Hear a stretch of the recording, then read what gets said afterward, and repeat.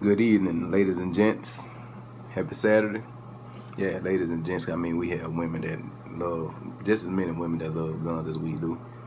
And basically what I'm going to do today, I'm going to talk about a topic that was like real on the top of the discussion, level like a little while back.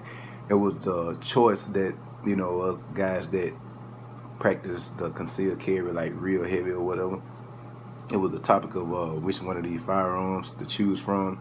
It was the Glock 43 versus the M&P Shield, and it was a big debate. You know what I'm saying? You all already know it was a big debate between the two firearms, but I know a lot of gun enthusiasts like myself and gun nuts like myself. I mean, we all came up with the same solution, and we made it big discussion. We made it so simple. You know what I'm talking about? We just went and bought both.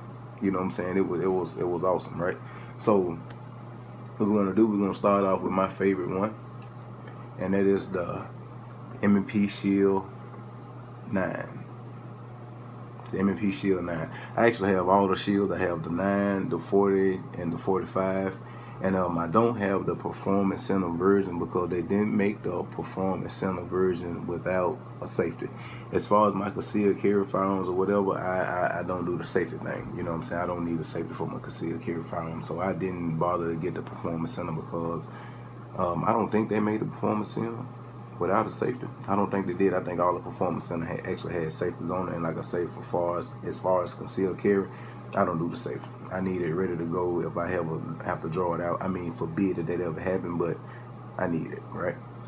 So, like I say, M&P 9 Shield, and straight off the back, you know what I'm saying, as far as like straight out the box, I mean, this gun ready to go. Only thing that I did that actually accommodated me for, my uses or whatever, I actually put a pierced grip on it. And this don't extend the magazine capacity or whatever. I mean, it don't increase the magazine capacity or whatever, but it do give you somewhere to put your finger on. And as far as myself, personal opinion, it actually gives me a better shot if I have somewhere to put my pinky finger. I can shoot better like that. So I actually put this pierced grip on here. I actually got a whole grip on it also. The only reason this whole grip, it wasn't even necessary for this build right here. I mean, for this gun or whatever. Only reason I put it on there because I actually needed the whole grip for the Glock 43, and I'll get to that in a minute. But they had them on sale, so basically what you'll pay for one, I actually bought two of them for the price of one, so I just, went on and got the other one. So I say directly out the box, this gun right here is the best. I mean, it's beefier in this area right here, so you can actually get a better purchase on the gun. And I mean, you have more control of it, you know what I'm saying? You can shoot more accurate shots. So right out the box, you know what I'm saying, with like I say, with the pierced grip or whatever, to actually have somewhere to rest my my pinky finger, I'm sorry. But with that being said, I mean, this gun was perfect. I mean, it was ready to go. I mean, all around, I mean, I never had a fade or feeling. I know I see people saying that, can you shoot aluminum? I've shot aluminum and brass out of this. I've never had a fade to feed, a fade to fire, misfire. I never had one issue at this firearm, period. Like I said, I love it. Alright, so on to the Glock 43, right? Now, like I say, and both of these firearms are empty. I got the mag in them, but you know what I'm saying, I made sure they were safe before the video or whatever, and I mean, we're good to go. Now, as far as the Glock 43, like I said, I like this gun, but right out of the box, as far as like carry or whatever, I mean, I took it to the range, right? And at the range, I fired, quite a few shots through it. And one thing I noticed about it, even though it's a 9mm, this gun is like snappy as shit, you know what I'm saying? Like, cause for one thing, like from the front grip to the back strap, I mean, it's like very thin. So every time I fired a shot, I found myself trying to, tighten my grip back on the gun. And I mean, it wasn't user friendly for me or whatever.